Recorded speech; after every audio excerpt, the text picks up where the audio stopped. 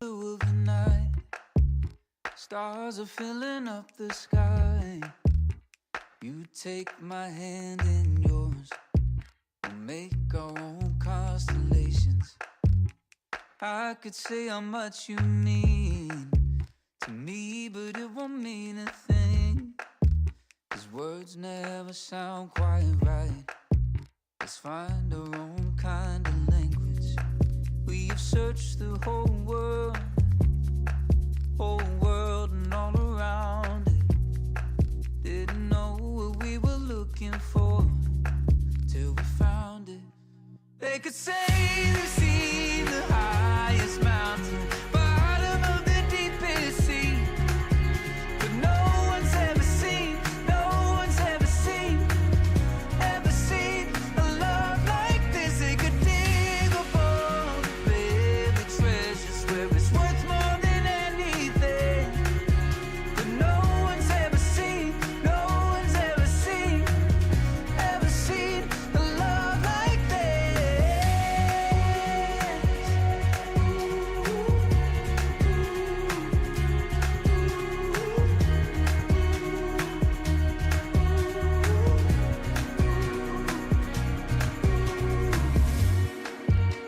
walking down the crowded street, moving to our different beat. All eyes are on us now. Oh, but we don't care, do we? Oh, I can't imagine a world where anyone loves anyone like I love you. They could say they've seen the highest mountain, bottom of the deepest sea, but no one's ever seen a love like this. They could dig up all the baby treasures where it's worth more than anything, but no one's ever seen a love like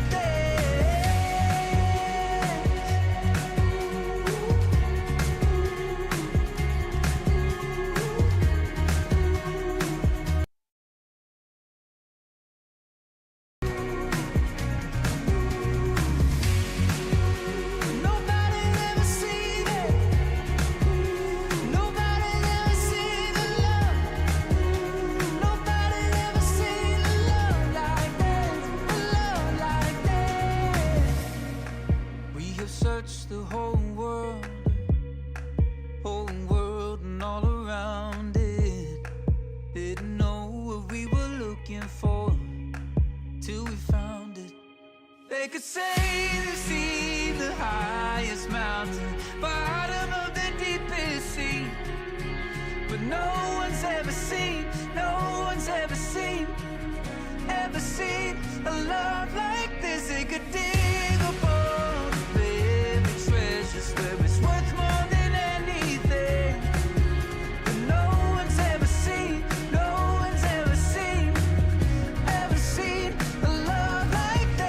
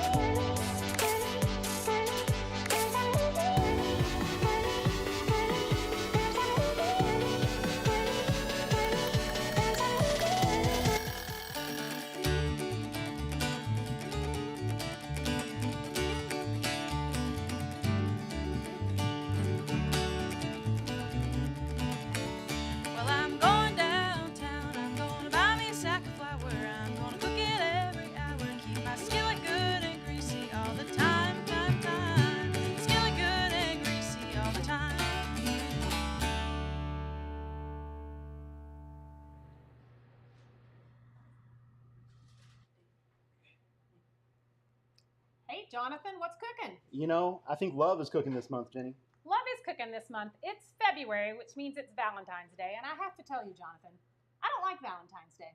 I've never liked it. I think that it forces people to buy stuff they don't need and behave in ways they don't want to behave. And there's just a lot of pressure. And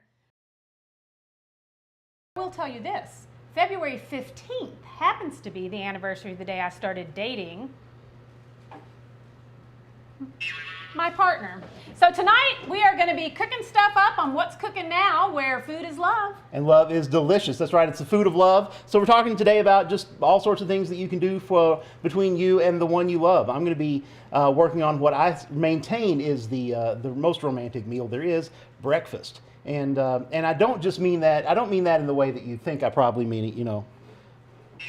But although I do definitely mean it that way, but also I just think that breakfast is it's the most intimate meal. You know, really, if you're just it's the meal you have, you know, sort of outside your regular day that you haven't put yourself together yet. There's even if you're, you know, eating it with all of your friends out in a restaurant, it seems like there's something about breakfast that brings people together. So we're going to talk about some decadent things that you can do. And you know, breakfast, like love, comes in many different shapes and forms. That it does. Just like love, right? So, you know, we might celebrate Valentine's Day with our girlfriends that we love. We might celebrate it with a partner. We might celebrate it with our kids.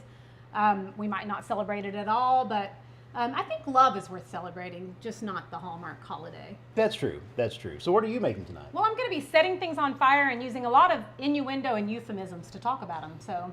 Exactly. So, you know. And when you hear this sound,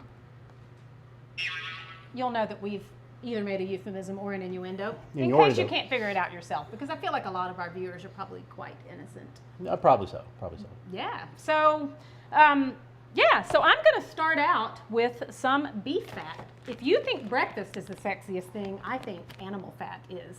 I love beef fat, and the sadly closed now Middle Fork restaurant in Lexington is the first place I ever had a beef tallow candle, and I thought it was just amazing and beautiful and fun and different. And this is a kind of trendy thing that's served at places across the country. So this is some beef fat that I rendered from some marrow bones that I got from Roaring Shoals Farm, which is a wonderful farm in Jackson, or in Breathitt County anyway.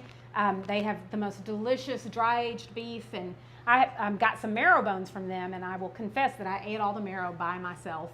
But then I used the bones to make some bone broth, and I skimmed this off the top. So it's not super pure, but that's okay because I really want that kind of beefy flavor in it. And this is pretty easy to make. I mean, it's exactly what it sounds like. So I'm just I skimmed this off the top of my bone broth, and I'm just gonna dump it into this pot, and I'm gonna flavor it with some garlic. So I'm just gonna throw in some whole cloves.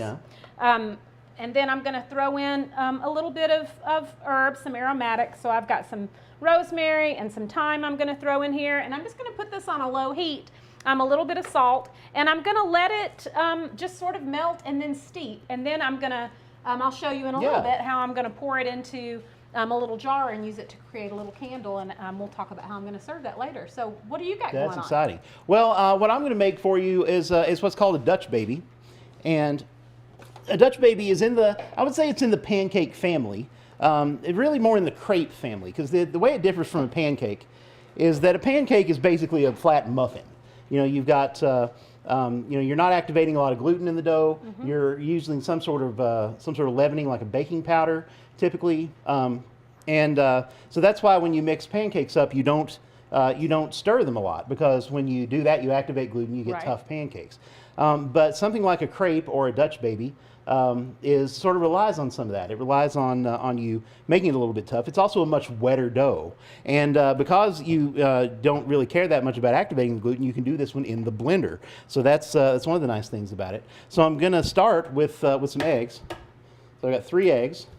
You know, the first time I ever heard of a Dutch baby pancake or was served one, fun fact, was in the home of Julia Child's personal secretary. Wow. So I went, I flunked out of college, okay? But when I was living in Lynchburg, Virginia, my friend Brett Averett went to Lynchburg College, and her mother was Julia Child's personal secretary. And I went to visit them. They lived outside of Boston. and got to hear stories about Julia Child, and I actually got to go, she wasn't there, I got to go into Julia Child's home kitchen, her personal kitchen. You cannot imagine how I fangirled. This was a long time ago. It was like 1984, I think, maybe 85, and it was before cell phones and stuff, so I don't have any evidence that is true, and you'll just have to believe me. And what I've done here is I've added about 2/3 of a cup of flour, 2/3 of a cup of milk, and these 3 eggs, which is about equal parts of all of those things, because that comes out to about 2/3 of a cup of eggs. I've also added just a little bit of sugar and some cinnamon and a dollop of vanilla.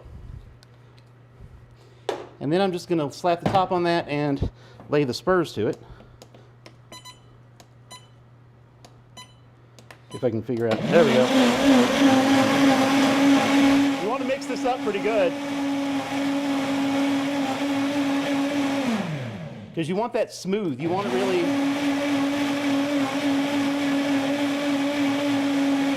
You want it good and smooth. Is this like a crepe batter? This is very much like a crepe batter. You probably want to let it sit for a little while. It is essentially a crepe batter. You want to let that sit for a while, and in particular, you'd like to get that close to room. You probably want all these things close to room temperature if you can get there. That helps a lot. So I'm going to put that off to the side, and we'll get cooking that here in just a little bit. So what else have you got going on, Jenny? Well, I'm chopping up some herbs here, which I'm going to use with my beef candle in a little bit, but I'm also going to make some little lamb meatballs. So what I'm fixing for us today is a riff on a charcuterie board, and the name I have for it is something that I can't really say on air because our friends at the FCC would shut us down. So we can call it a bed shootery board. We can think of some other names as well, and if you have any ideas at home, you can. But I added lamb to this because in preparation for this show, I was talking to people and saying, what do you think's the sexy food? What do you like? And my good friend Jerry Michael Combs said, well, if I want to get a man to like me, he didn't say like, I feed him lamb.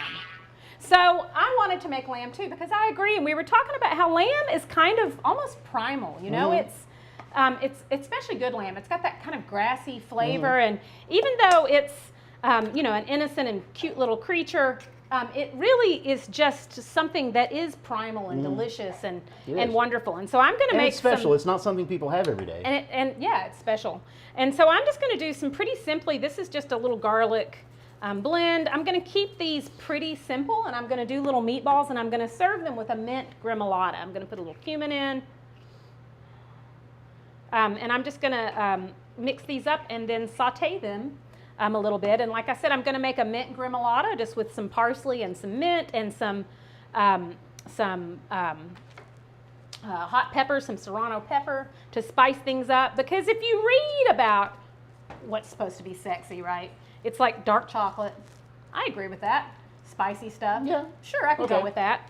You usually don't see garlic on the list, but I think we both agree that. I think garlic shows trust. I think that if you and your partner can enjoy garlic together, that shows. I remember years and years and years ago, we were doing a show in Whitesburg, and we were doing What's Cookin' Now, and the theme of the show was meals to seal the deal. And I remember, I think you made chicken with 40 cloves on the premise that if you... No, it was garlic shrimp. It was garlic shrimp. Yeah. And your premise was that if your partner doesn't want to eat a lot of garlic, then you probably shouldn't have sex with them. You should just move on. Just move on. And I think I kind of feel that way about lamb, to be honest with you. If your partner doesn't want to eat lamb, then maybe it's time to keep looking. Maybe for a one-night stand, and I guess they'd be a cheaper date, but, whatever. So tell me about this liqueur that you brought back from Mexico. So when I was in Baja California in La Paz, which I talked about on the last show, we went on a food tour the first day that we were there with a young man who was the La Paz version of Appalachian Treasure Wallace Caleb Bates, if any of you know that fine young man. And he took us all over the place, and we were in this little mercado, and there were these bottles of this liqueur, and I said, what is this? And he adorably blushed beet red and said, well, that has certain effects on you. And he sort of talked around a little bit, and finally I was like, what? I just really wanted to make him say it at that point. And he said, well, it makes you amorous. And so I was like, oh, well, but we were on that tour was another couple with us, a couple from Canada, and they said, yes, can confirm. We had margaritas with Damiana last night. So I have something actually I want to read about this. So, we bought some, of course, because. Why not? Of course. And I got home and that's all I knew about it, right? I didn't know anything about it. And so I started doing some research. And I read about the Damiana flower, and this is a Baja California thing, right? It's a really classic thing, and it's a historic aphrodisiac. And I read about it, and it's a little yellow flower that grows on a shrub. And it's, people make teas with it and liqueurs and things like that. And so I'm reading about this and about how the indigenous people used to do it. And I'm reading along in this article, and I come to this paragraph, which I need to talk to you guys about, to all of you about. So I come to this paragraph where they're talking about whether or not it actually really does anything, whether it's actually, and they said, well, there is some evidence that it can, is healthy for you, that it can make your, I don't know, whatever. But then I came to this paragraph. More modern science supports this fact, at least among rats. A 2009 study concluded that Damiana helped males recover from sexual exhaustion. Well, I had some questions about this. First of all, how do you tell that a rat's sexually exhausted? Second of all, we can assume that this is happening in a lab, yes? Are they doing something to make the rats sexually exhausted? And if so, what? So I started picturing, are they having little, rat strippers and little, I don't know, having them watch rat porn? How do you make a rat sexually exhausted? I guess if you're a rat, Well, so then it had a link to the study, and so I pulled up the link, which I now have lost in these papers, and the link to the study cracked me up because I didn't read the whole study, I just read the abstract, but apparently, I've lost it now somewhere in here, but here it is.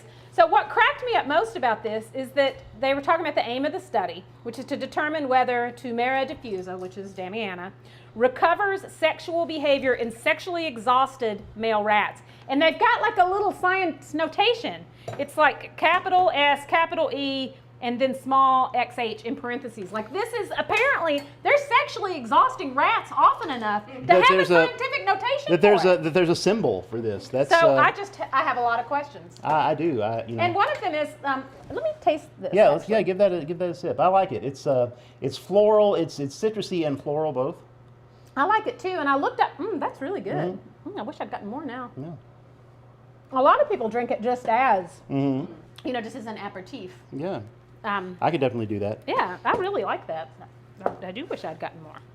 Okay, so I'm making a little margarita here with. And I messaged Jonathan and asked him to do this because his cocktails are always way better than mine. So I was hoping that he would take this over. Well, Do you need ice? I've got it right here. Oh, okay. What I'm making is a margarita, and the way I'm doing this is a 1, 2, 3. It's one. So that's 1 part lime juice, 2 parts of your liqueur here. Okay. So.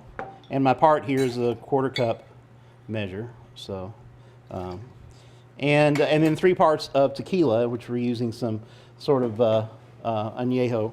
I got really confused when I went to get that. I didn't have any tequila because I don't drink tequila very often. So I went to get some in CVS on the bypass in Hazard, and they've got the tequila not all together. Yeah, it's I was odd. real bad confused. I'm gonna add a little splash of syrup to that just to. And before I do any shaking, I'm gonna prep my glasses.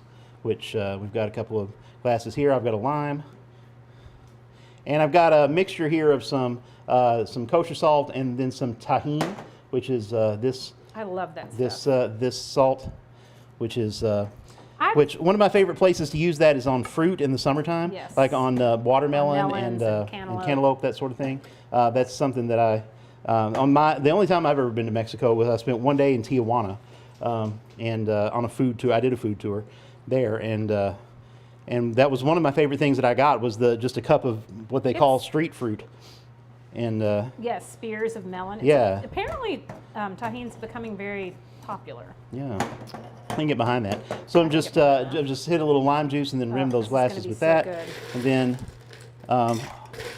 adding ice to my shaker.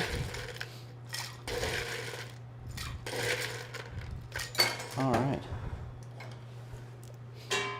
And it's got a Boston shaker, which means it's got the metal tin on top. So just go down there. A couple of shows ago, I was complaining because I didn't have a cocktail shaker, And 2 days later, Amazon showed up with one because my very sweet partner, Mark, was listening, and he immediately ordered me one. So slap it on, then over the shoulder. Every time I'm in a bar and I see somebody mixing a cocktail and I see them shaking it over their shoulder, I have to resist the urge to video it and send it to you because I know that you said that's how to do it. All right, I'm going to rinse my hands so that I can enjoy this cocktail. Give it a slap. Breaking the seal, and then you strain like that.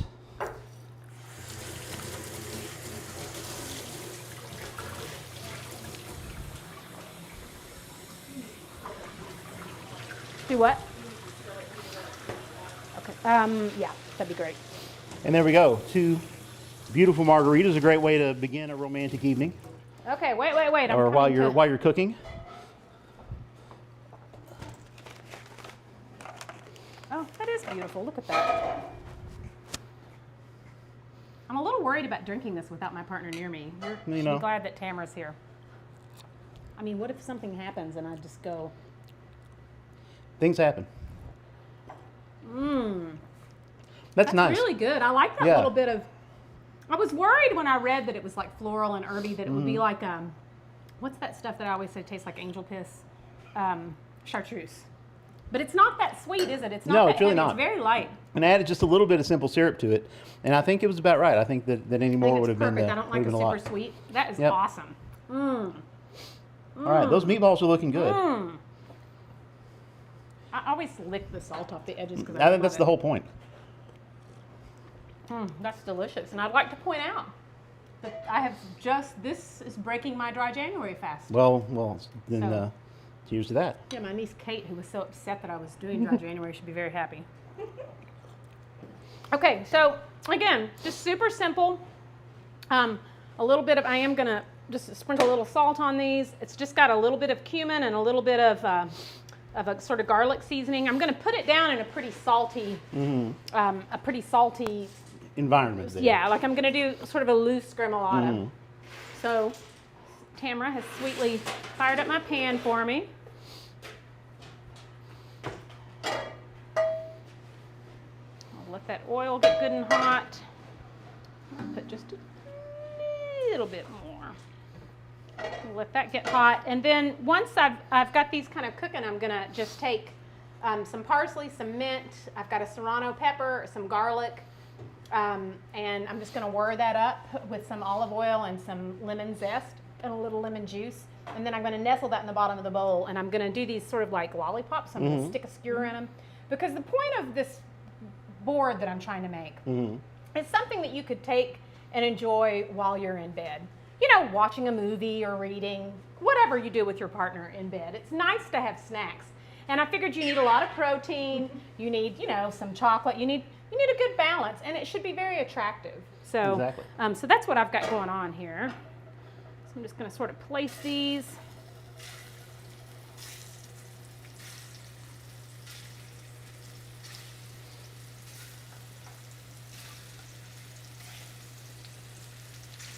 I probably, given my choice, if in a perfect world, I would probably have tried to get little lamb chops that had the long rib on them, so that you can pick them up and nibble on them like that. Those I are great. think so too. I really, really love those. And then I'm just going to go ahead, unless you need to do something, Jonathan, I'm going to go ahead and whip up my gremolata here. Well, and I think it'd be a good time for our first break. I think you're probably right. I'll be throwing stuff in the food processor. You're watching What's Cooking Now on coming to you from the Heinemann Settlement School. We're talking tonight the food of love, and we'll be back after these messages from our fine supporters. Cheers. Take your pointer finger, and I want you to mash down all the blue dots with one finger. Okay. Just one finger. Yeah, and hold it flat. Any finger? Hold it flat so you cover up all the strings. Our Pick and Bow program is more than just music lessons. It's a way for young people to express themselves through music. Our wonderful team of music teachers seek to empower students to develop their own unique voice through music. Learning to play an instrument is often not an easy task. It's hard work. but it teaches valuable life skills like collaboration, active listening, and creative problem solving. And when young people are given the tools to be successful at something difficult, the confidence that emerges from that serves them in every area of their life. Bluegrass and traditional music is often played in group settings. And we believe this is really important because it helps young people connect with themselves and with others and their community and see their role in a group. And how do you add to the group sound, and how do you listen to what's going on around you and add to it? And because we focus on teaching traditional Appalachian instruments and songs, young folks are not only learning about Appalachian music, but they are actively participating in the rich musical traditions of Appalachia and Eastern Kentucky and claiming it as their own.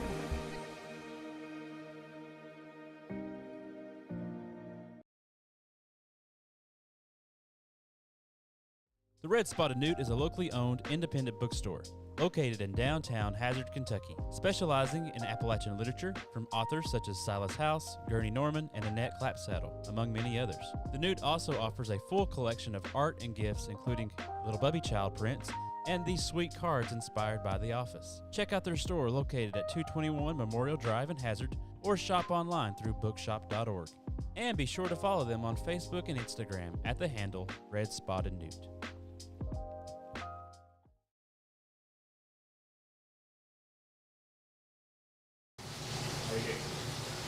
Welcome back to What's Cooking Now, where food is love and love is delicious. And food is definitely love tonight, because we're talking about the food of love, food that you can enjoy with the one you love. And I started this meal. I'm making breakfast. I'm making a Dutch baby, and I made some batter for this. And I've got it here in my blender carafe. This has been sitting for a while. You probably want to let this sit for a while. You could make this up to a couple days in advance, because preparation is sexy. But I've made this, and I've got about half an hour ago, we started the oven over here at 400, and I put a big old cast iron skillet. If you don't have a big old cast iron skillet in your kitchen, then You should get one. then what are you doing watching this show? Go get one, like now. And I've got some butter. I've got a fair bit of butter, about 4 tablespoons there, that I'm just gonna get in there and swirl around. If I'd cut that up, it would have been easier, but I didn't, so here we are. And I'm just going to swirl that around that skillet. And you want did you heat that? I missed this. Did you heat that in the oven? I heated this skillet in the oven, yeah. So it's. So you want it to be good and hot. Want the skillet to be good and hot. So I want all that butter to get in there. I'm actually going to kick some of that back out, because I don't think I need quite all that. But I think it's going to be enough. And then I'm just going to pour this this batter into this skillet.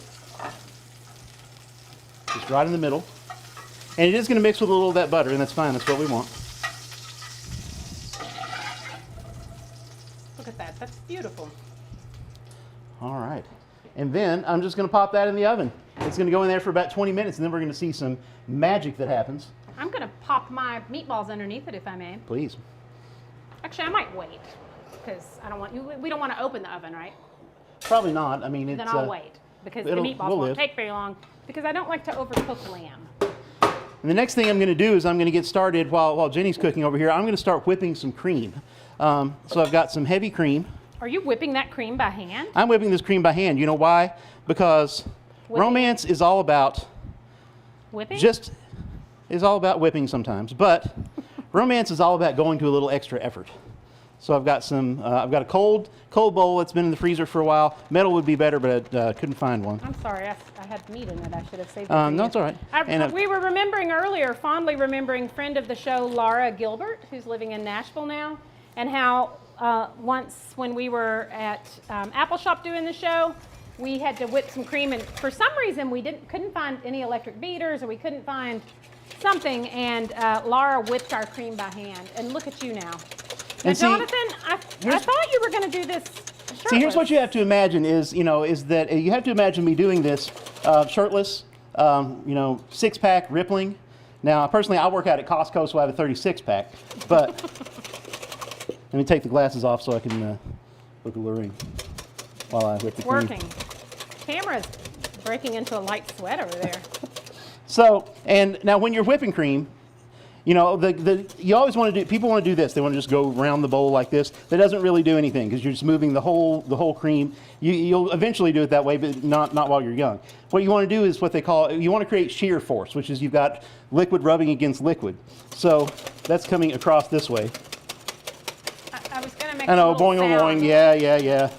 So across, you can get some of that to kind of mix it up, and then across. I have accidentally round, made round. butter this way. Yeah, you can. On more than one occasion, without meaning to. So so you're making a gremolata, you say, Jenny? I'm making a sort of gremolata.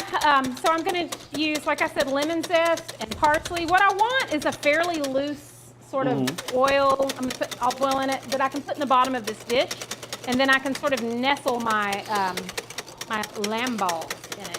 I also want to say, for those who know me, I'm sure you're expecting me to cook some weird organ meat, and I will tell you that I really wanted to. I really wanted to make beef heart, because it's one of my favorite cuts of meat. It's so flavorful and so delicious, and I don't understand why people are grossed out by it. I mean, I don't agree, but I kind of get why people don't want to eat liver. Like my old friend Kevin Snow used to say, I know what the liver does, and so I don't want to eat it. He's a nurse, but you know, the heart's just a muscle, like the tongue. It's a muscle. And if there's anything that screams Valentine's, it's heart and tongue. And tongue. And then I thought about making lamb fries, which when I was a waitress years ago at the Saratoga restaurant in Lexington, if people asked what lamb fries were, we were instructed to say to them, they're the most tender part of the lamb, the male lamb. But crazily and unexpectedly, I didn't have a heart. I didn't have any testicles. I did have a tongue. Any courage? I have plenty of courage. I did have a tongue, but it's corning in my refrigerator right now, and so I decided, oh well. But I will say that if you've never eaten beef heart, I urge you to do it. And probably the best beef heart I was ever served happened at the Appalachian Food Summit in West Virginia. And I apologize, I cannot remember this beautiful chef's name, but I think she was from maybe Brazil. She was amazing, but she sliced this beef heart paper thin, which is very difficult to do because there are a lot of veins and stuff in it, which I guess is why people don't like to eat it, right?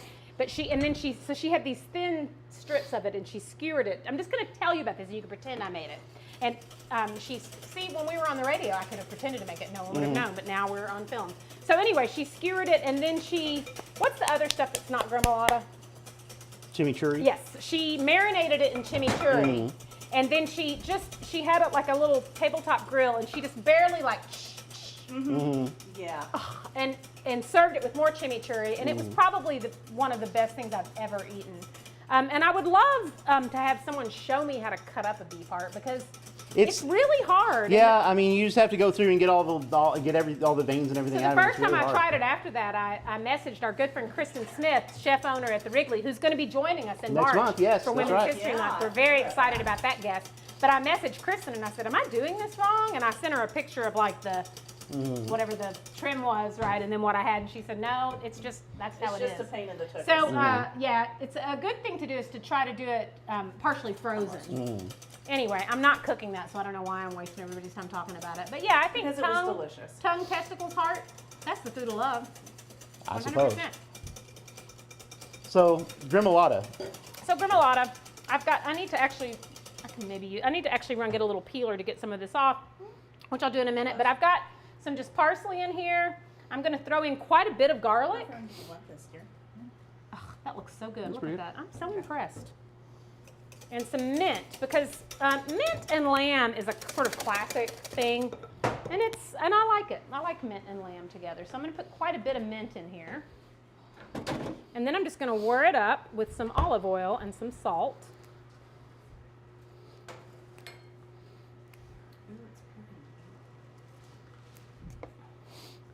And I will get back to this in just a minute, but for now, my beef fat, thank goodness for Tamara. She turned it off because I probably would have forgotten it and caught the Hyman Settlement School on fire, which is the last thing it needs after having, a historic flood. But I'm going to show you how to make this. So I'm making mine in this little jar because my beautiful niece, Callie Williams, And I have been threatening to make this for a while now. And we just kind of have never, first we were like, we'll make it for an appetizer at Thanksgiving. And then we just have so much food at Thanksgiving. Nobody really wants to eat beef fat, right? And we just haven't managed to get our... Well, maybe y'all don't. Well, there's a lot of food. So we haven't managed to get ourselves together. So what I'm going to do is I'm going to take this little stick and I'm just going to tie this around it, and I can cut it. I can trim it to fit in a minute. This is just plain kitchen twine. Now, I will say that I stopped in friend of the show, Michelle Combs' beautiful sandwich shop in downtown Hazard today to wish her a happy birthday because she's amazing, and there's nobody I'd rather cook with except you, as far as you know. But I do love Michelle, and it's her birthday, so happy birthday to Michelle. And I was telling her I was making this and how excited I was, and she said, yeah, I just ordered some wicking material that's hemp and you know, all to make butter candles. So as always, Michelle is on the forefront of whatever anything I'm going to do. So I've got this little, but I'm just using this. I think this is fine. So I've got this. I'm going to dip it in to the tallow just to sort of. Which word do you like better, fat or tallow? I think tallow is the euphemism.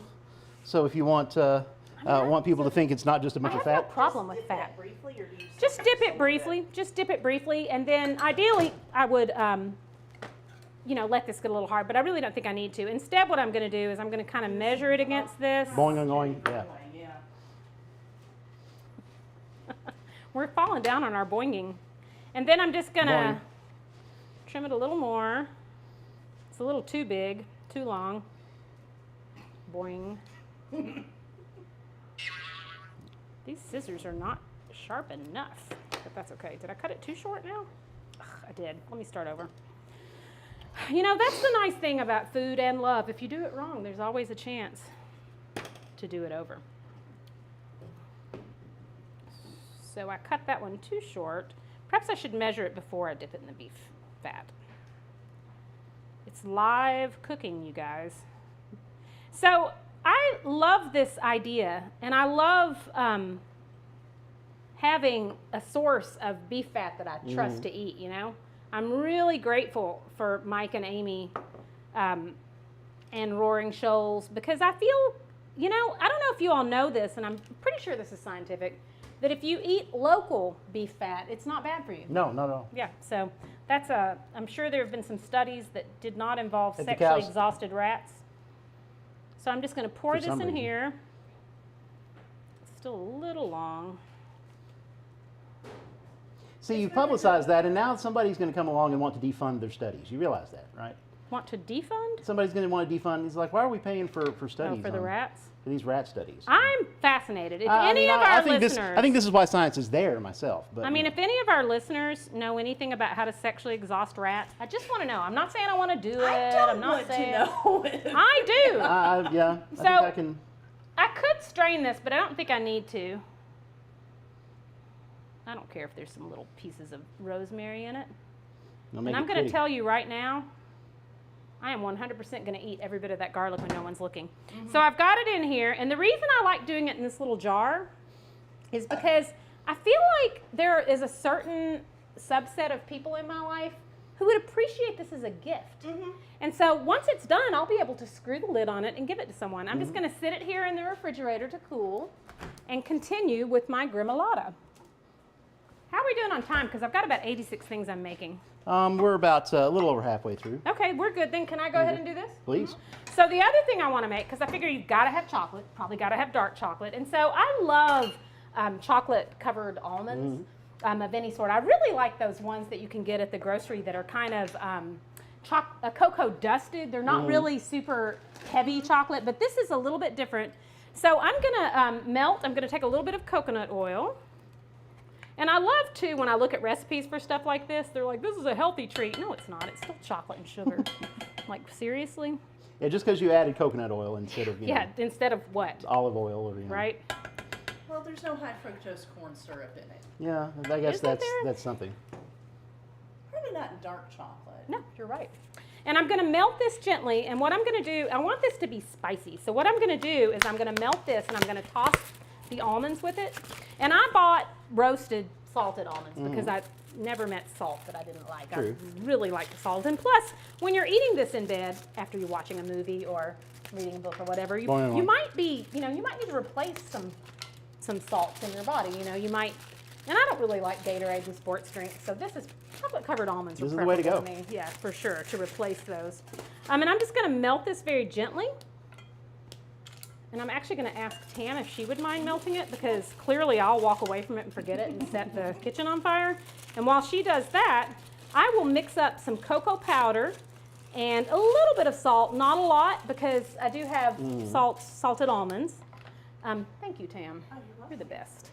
And I will mix this in a paper bag. And once I have the almonds coated, I'm going to spread them out and let them just a little bit cool. And then I'm going to dump them in here with this cocoa powder, and I'm using some dark cocoa powder. It's not great cocoa powder. I know that you can buy better cocoa powder, but honestly, there's nothing wrong with it.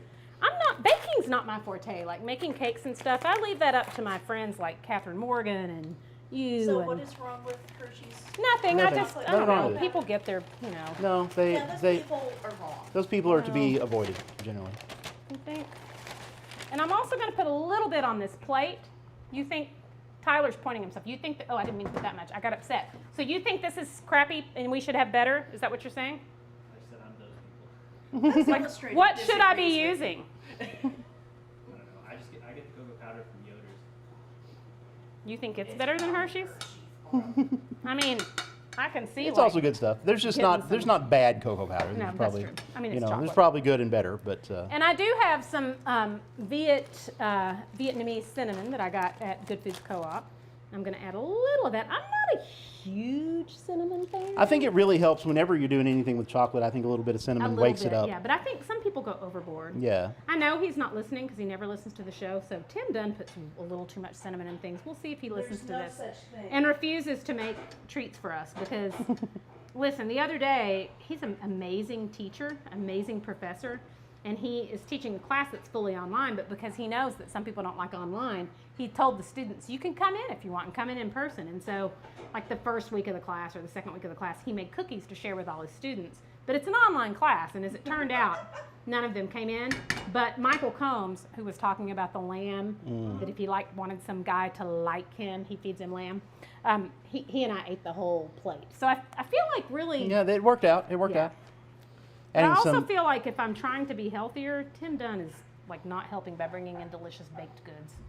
So I'm putting kind of a lot of cayenne there. That's a lot. I want these to be pretty spicy. But again, I want you to have to take a drink of your margarita.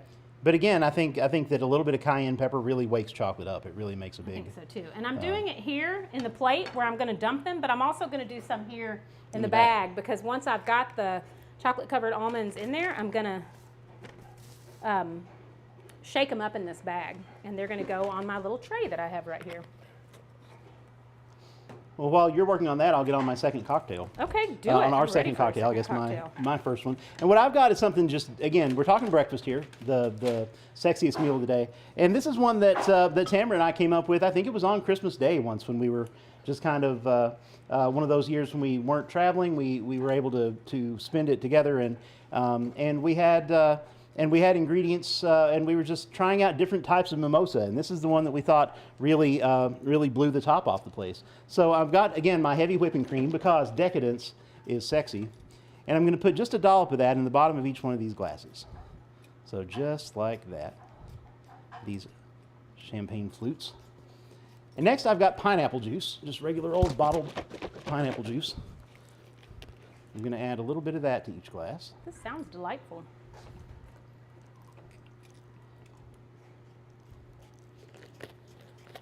And then we have the important ingredient, the bubbly. This is a cava. This is not champagne. It's but I think I like this one. It's a Freixenet, I believe. I don't know exactly how you would say it, but Freixenet. But it's I have to tell Spanish. you that I don't drink a lot of champagne, and it was many, many years before I learned. I was like, it's always so sweet. Why is it so sweet? That I learned that dry champagne is in fact sweet. Yes. Yeah, dry is not the driest. Really, you want brut is what you're looking for. Right. And I learned that finally. Yeah. And so a lot of people are intimidated by opening champagne, but I'll show you how to go about it. First, getting the So foil you want off to is do the it hard really part. loud so it hits the ceiling, Yes, right? exactly. Where's your almonds? So you want to get the foil off, then you're going to take the cage off, just twist, twist, twist. And you always want to have it facing away from you when you do this, because occasionally they'll have one with a loose cork and it'll fly off, so always have it facing away from you. And then you can use a towel if you want, and just cover the cap. You want to hold the cap, turn the bottle. Why is that? Just because It's that's just what easier. works? It gives you more leverage. So then once it's loose, then hook your finger over the top like this, hold it, and then keep twisting. Yeah. And it should sound like a nun passing gas. I am not sure I've ever heard a nun pass gas, but Well, see, I there you love go. that. It should be that quiet. So that's easy. And then I'm just going to top these off with some of this cava. What now? So I've never even thought about heavy cream in a mimosa, and I'm loving that idea. It was because just, I love- again, it was a... this is a total, do we call this the Tamara? I'm calling this, well, I was just calling it a pineapple cream mimosa. You could possibly call it a Dole Whip mimosa if you don't want the Disney Corporation to... Yeah, you don't mess with the mouse, don't do that. Yeah, if you don't want the Disney Corporation to come in. And one thing I like about it is that you get these kind of really stiff bubbles that Yeah, that look form. at that, because it like hits the cream. Yeah. Oh my God, I love that. That's And it gorgeous. sort of grows up out of there. Look at that. So it's fun. That's so Fun and sexy. Oh my God, it's so festive. Mmm. And delicious. Now, Tamara, when he does this at home, do you come and lick the bubbles off his nose? No, No, that's gross. you know, suggestion. I can't have everything. You do really have bubbles. Oh, on I'm the sure end I of your do. nose? And I'll wipe them off while we're on our next break. We are... This is crazily good. I'm telling like, you, I never would have thought of this was This magic. is amazing. This is magic. This is magic. And this is, and again, magic born Disney of... World got nothing on you. Magic born of a romantic Christmas morning. So you're watching What's Cooking Now. We're coming to you from the Hyndman Settlement School on Facebook Live, and we will be right back. Hazard Coffee Company is the sole specialty coffee shop in Perry County. Focusing on high-tech, high-quality coffee and espresso, Hazard Coffee Company seeks to cultivate a community environment around coffee. They have a variety of options, including your favorites such as mochas and cold brews, as well as specialties such as the Taxi Alley, always brewed to precise perfection. Stop by their shop located on Main Street in downtown Hazard, or order online for delivery with DoorDash or at hazardcoffeecompany.com. The Red Spotted Newt is a locally owned independent bookstore located in downtown Hazard, Kentucky, specializing in Appalachian literature from authors such as Silas House, Gurney Norman, and Annette Clapsaddle, among many others. The Newt also offers a full collection of art and gifts, including Little Bubby Child prints and these sweet cards inspired by The Office. Check out their store located at 221 Memorial Drive in Hazard, or shop online through bookshop.org. And be sure to follow them on Facebook and Instagram at the handle Red Spotted Newt. We're back. All right, welcome back. So I'm hitting my gremolata. And I've just got, like I said, lemon zest, parsley, mint, garlic, and salt in here.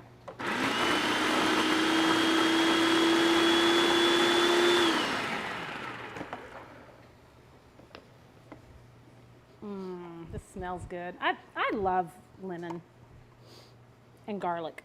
You know how people are like, oh, if you don't want your house to smell like garlic, if you're cooking with garlic, I'm like, what's wrong with you? Why would you not want it? Yeah. Those little like potpourri things.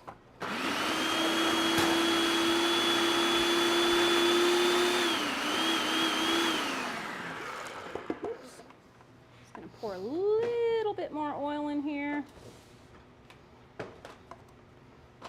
And then I'll taste it. And Tamara has fixed our salty chocolate nuts. Boing, oing, oing.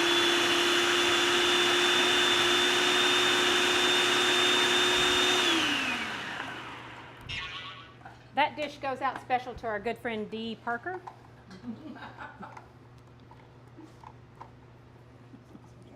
Okay. I'm going to taste this with my silver tasting spoon. It definitely needs salt. Otherwise, it's pretty good. Maybe a little lemon juice too, I think.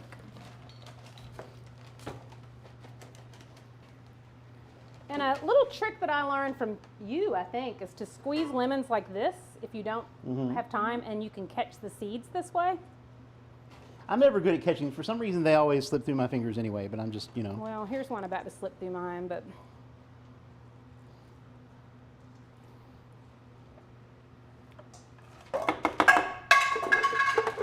At least I'm not breaking things like I did last time.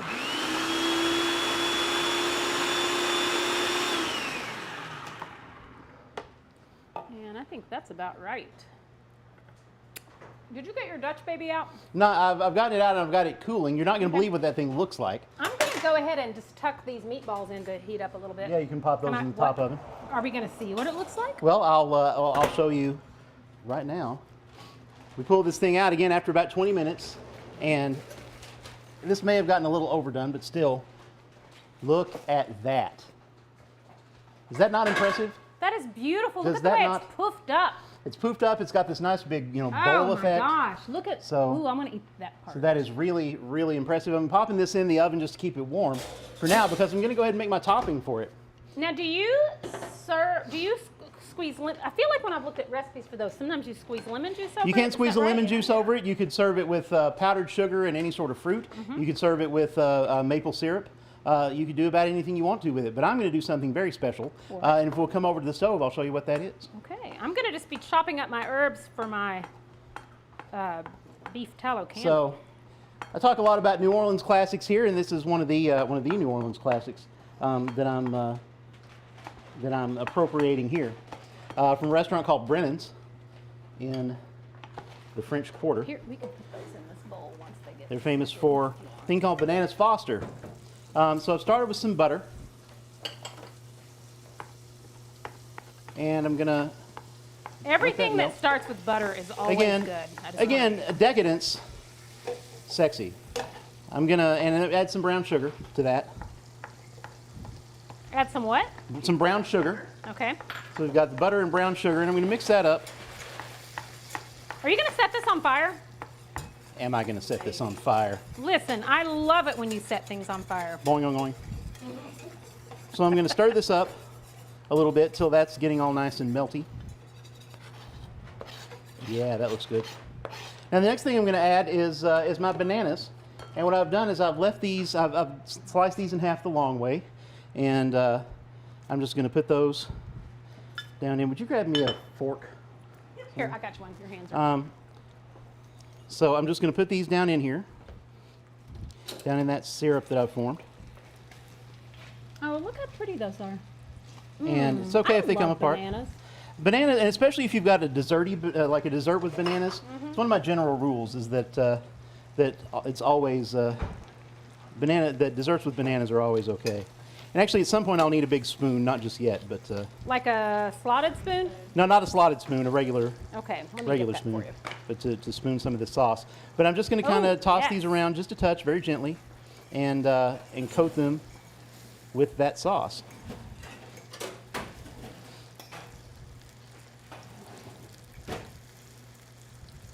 Now, so that's what we've got right about now. So the next step, that's perfect, absolutely perfect. So you can, if you got a big spoon, you can kind of spoon some of that over. Now the next step you want to prepare a little bit for, because again, preparation, sexy. You want to know where the fire extinguisher is. You want to make sure there's something sitting by that you could slap on top. I don't know where, I'm not sure we have We'll this. figure it out. You have something sitting by that you could slap on top if you needed to. Make sure if you have long, sexy Fabio hair, you have tied it back. Yeah. So I'm Tamara gonna- just pointed out that danger is also sexy. I'm going to take this off the heat and get away from the heat, and I've got about 3 ounces or so of rum, and this is just a medium rum here that I've got. I'm going to take it off the heat and add it, and then it's all about confidence. Woo! I'm going to get this away from the camera equipment. But I love a good while catching it's things on flaming? fire. We're catching 2 things on fire tonight. That's get in there, stir some and of on that. purpose, which I think Stir some of needs that to be sauce said. over it. Now, please, when you do this, please use an 80 or so proof rum, which is just a regular rum. If you do this with a 151, I cannot, or any sort of overproof What will rum, happen? I cannot be responsible for your eyebrows.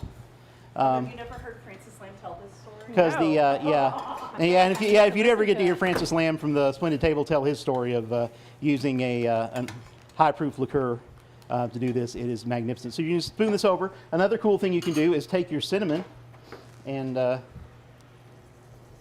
get some sparks happening on top. And you just want to let this go until that fire goes out.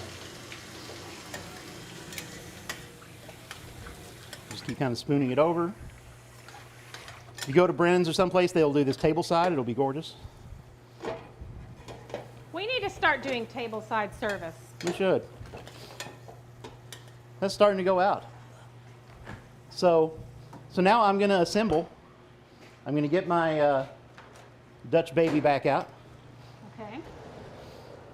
It's really beautiful. Did you grab my whipped Look cream at out of the that. fridge? Here. Yeah. So I've got this gorgeous Dutch baby. I'm going to take my nanners and drop those down right in the middle. Oh, look at that. That is beautiful. Now, are you gonna like spoon that? Well, I stuff am, over? but not just yet. First, I'm gonna add some whipped cream. Do you need another spoon? I think this one will do. Okay. Add some whipped cream, and again, don't be shy, because decadence, sexy. And if you get this, most places as a dessert, it's going to come with ice cream, which Whipped is cream's not the better. worst thing I'm gonna ever. say. Oh my God! Look at that. Then I'm going to take my. Now I'm going to have to clean the spoon off somehow. Somehow. Oh, look at that! Oh my God! Spoon a little of the sauce over that, That's amazing. and then I've got some walnuts somewhere right here that I'm just going to top that off with.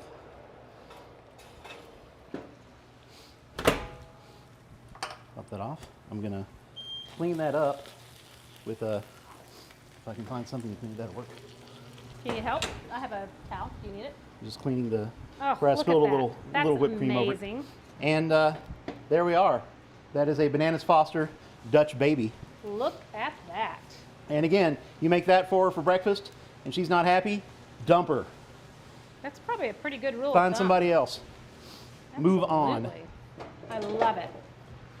So I have browned these meatballs and just finished them in the oven. And now I'm sticking these little skewers in them. And I've got my gremolata poured in this little bowl. And I'm ready to start assembling my sleep shootery. Boing, boing, boing.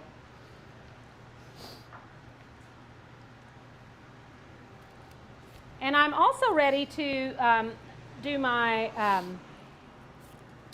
my beef tallow candle. The only thing that's not done yet is I've got just a little block of feta cheese in the oven. So hot honey is very hot right now. Like it's a very popular thing that everyone's doing. And I had some sorghum at my house that I love sorghum, and I had several jars, but I had a couple of jars that had gotten sort of crystallized like this.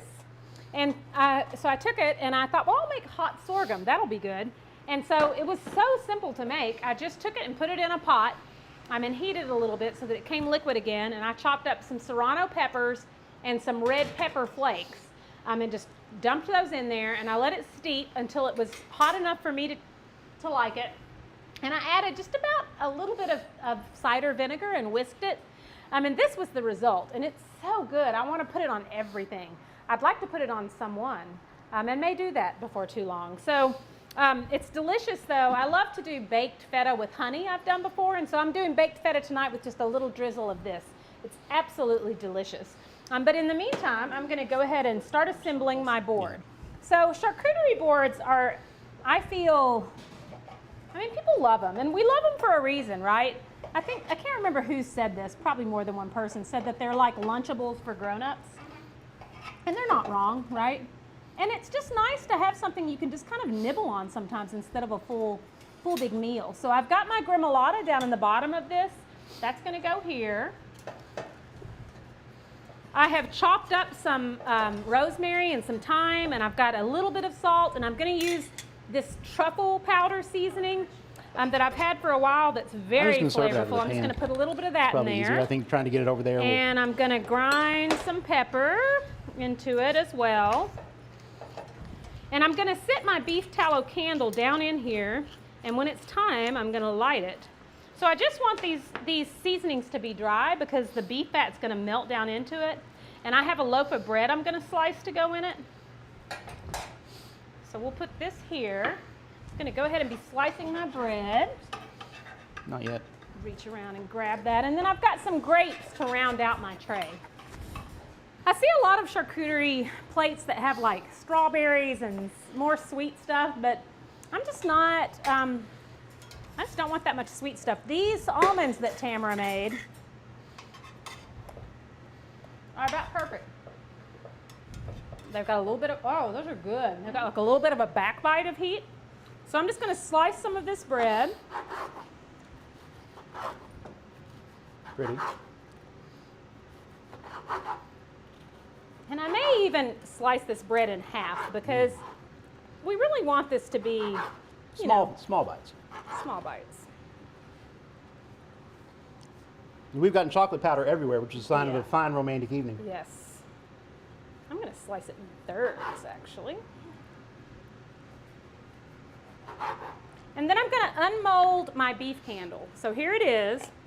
I've got a bowl of warm water here. I'm just going to briefly sit it in it. I've got a knife. I'm going to let that sit for just a minute. And I'm going to go ahead and start assembling my tray because the beef fat's going to go here. The feta's going to go here. So I'm going to just take some bread, sort of tuck it around here and here.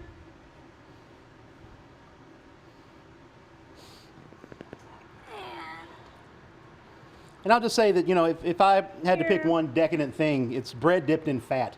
Right? I mean, just Me in too. general. Just in general. And then I'm going to put some grapes on here because you need a little something to rest your palate. A little something crunchy, a little something fresh. And I've sort of cut these grapes a little bit because I want it to be pretty. And then I'm going to take my almonds and I'm just going to kind of pile those.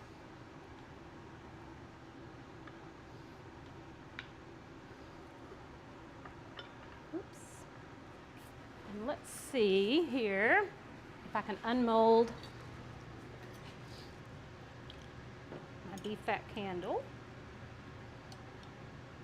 It's coming right out. Pretty.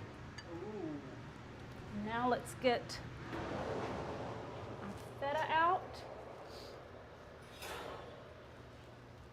And feta's not going to melt, and we don't want it to melt. It's just going to sort of soften a little bit. And I'm going to take, will you grab me, Tamara, a little knife to, and I'm just going to drizzle this hot sorghum. Taste this. Oh my God, it's so good. Yep. This is going to go here. Now that is a board to love right there. There's nothing about that I'm not in favor of. And we're going to go ahead. Light that candle.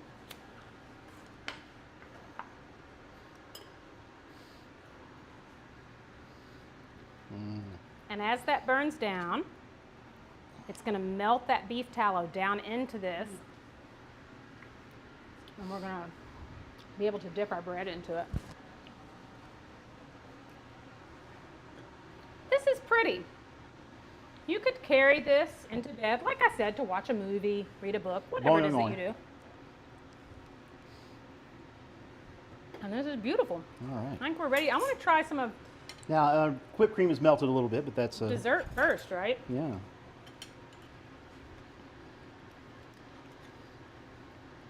I love this, the way that it poofs up like Yeah, that. it's That's just an amazing. impressive thing to do. And It's beautiful. It's low effort and high impressive. So, you know, this is a great...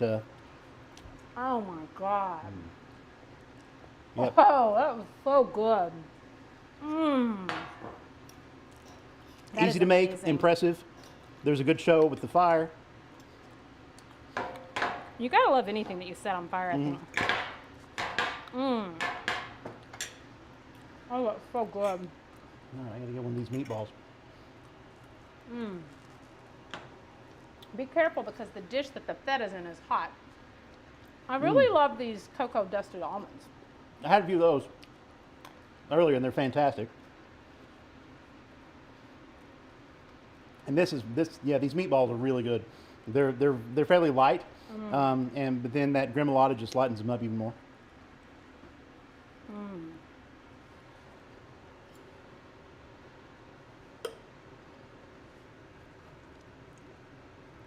You have a little feta with the hot honey. I should have lighted the beef candle a little sooner so it could melt more. I mean, we do have the rest of the pan if you want to do that. Give us a little bit, let's cheat.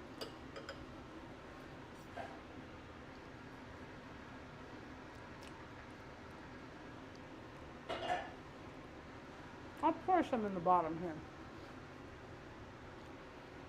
So pretend this is melted down.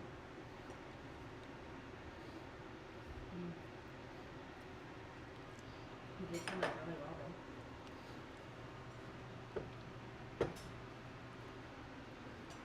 well, Yep, Oh my God. that's everything. Oh my God, it was so good. Mmm. Ugh, that is So it's amazing. decadent, it's romantic, and it's easy. And you can do it in an hour. Most of this can be made ahead of time. This can be made really. ahead and just pulled out when it's time to go. Right, the lamb meatballs don't even really need to be hot. They shouldn't be cold. No. They could be at room temp. Same with the feta. And but again, you the can Dutch gun it baby, in. the Dutch baby batter can be made well in advance. You can do I would probably do the bananas Foster in time just because the show. But Put a little touch of cheese on you could definitely whip some cream earlier. There is, or you would like. Oh yeah, do it. Feta. Yeah, all of these And are like. yeah, this is all mix and match. for That's the sure. great thing about the charcuterie board. Oh.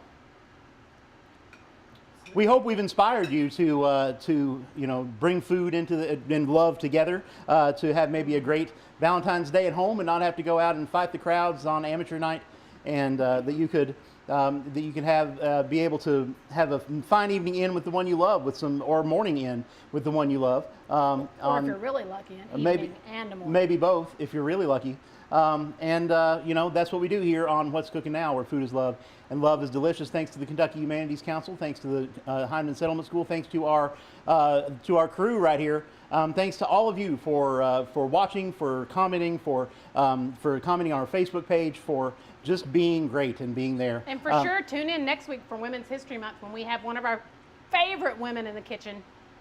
Kristen Smith will be joining us next time, so you definitely don't want to miss that one because she is one of our favorites. And until then, remember, feed the ones you love and love the ones you feed.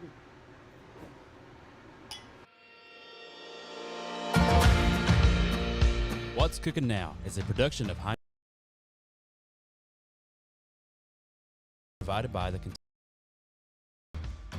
Council, cultivating and growing the local food system and the unique culinary and agricultural traditions of Central Appalachia through our foodways programs. For more information on our work, visit us at www.hyman.org and be sure to tune in to What's Cooking Now on the first Thursday of each month to see what's cooking.